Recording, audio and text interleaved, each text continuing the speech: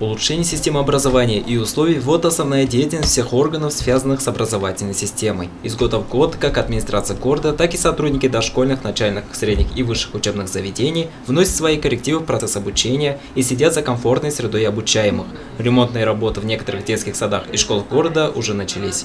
На данный момент ведутся работы у нас по опрессовке всех учреждений образования, а также ведется подготовка к отопительному сезону учреждений образования.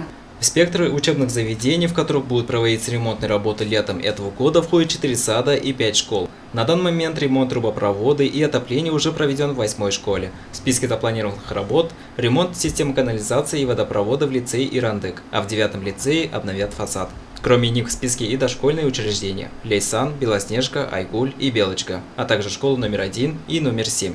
Сотрудники отдела образования уже составляют план на следующий год. Идет план работ на 2018 год, то есть мы составляем смету расходов на 2018 год, где будут включены все ремонтные работы по учреждениям, которые нуждаются в проведении ремонтных работ по отоплению, по ремонту водопровода, канализации и по подготовке к новому учебному году, уже 2018 года. Данила Любаев, Олег Кадыров, Любовь Карпова, телекомпания СТВ.